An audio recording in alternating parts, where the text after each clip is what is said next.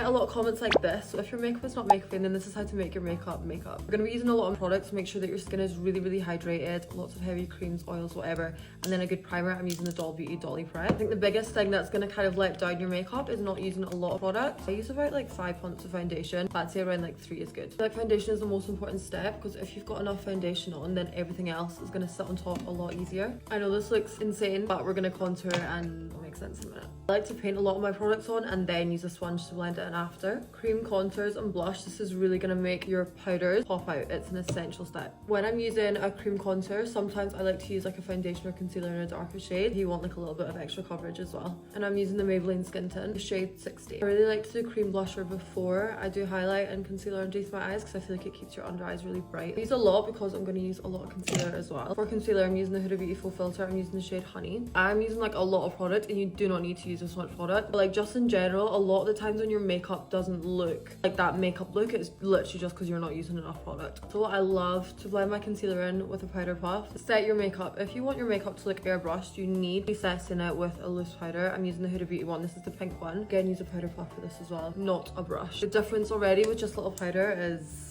quite something. Bronzers and blushers on top as usual. This blush, if you love a pink blush, I promise you, you'll never find a more gorgeous one than this. This is a Kylie Cosmetics Winter Kissed. And this with the pink powder underneath the eyes as well is...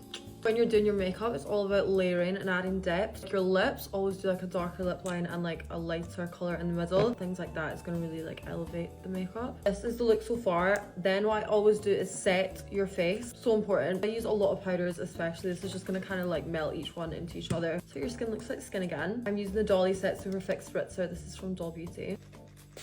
So I just spray this on. I use quite a generous amount and let that sit for a second. I forgot to add an outro, but I just added some highlight, and then this is the finished glam.